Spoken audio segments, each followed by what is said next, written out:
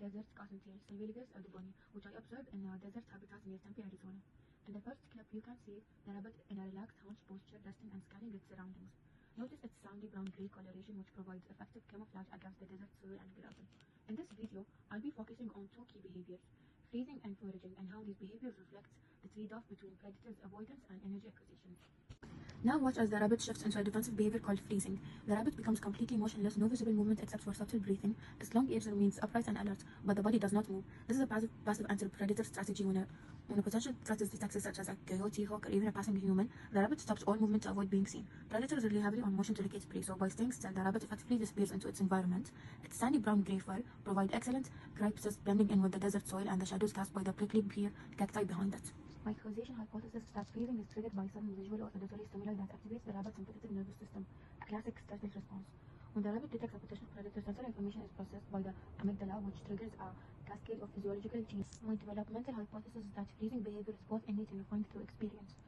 Juvenile rabbits likely exhibit freezing from a very young age, but they learn to adjust their thresholds for freezing through observation and trial and error. For example, a young rabbit may freeze in response to a non-threatening stimuli, like wind or falling debris. But over time, it learns to distinguish between actual threats and harmless environment cues. This idea is supported by Blumstein 2006, who found that in many prey species, vigilance and anti-predators behaviors improve with age and experience. My evolution hypothesis is that freezing is an ancestral trait shaped across the order Lemurra and related prey taxa, suggesting it evolved early in response to predation pressure. This behavior is highly conserved and can be observed in many small mammals, from rabbits to rodents to deer. The fact that freezing is so widespread suggests that it has been strongly favored by natural selection over evolutionary time. As Lima and Dillon 1990 reviewed in their work on evolutionary ecology of anti-predator behavior, passive defenses like freezing are among the oldest and most widespread adaptations in vertebrate prey species. My functional hypothesis is that freezing reduces detectability by motion sensitivity of predators, thereby increasing the rabbit's chance of survival and reproductive success. By remaining completely still, the rabbit minimizes the likelihood of being spotted, especially when combined with its cryptic coloration. This is an energy-efficient first response that allows the rabbit to assess the level of danger before deciding whether to flee.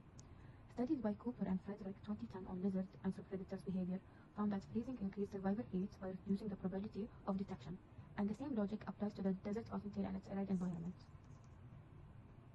Now let's look at how freezing and foraging work together in social context. In this clip, we see two rabbits. One is actively foraging on the ground while the other remains nearby in a stationary alert posture, frequently twitching its ears. The stationary rabbit is acting as sentinel, monitoring the environment for threats, while the other individual focuses on feeding. This division of labor allows the group to reduce individual vigilance time while maintaining safety, a concept we covered in our module on anti-predator strategies. This behavior also connects to the trade-off between survival and energy acquisition.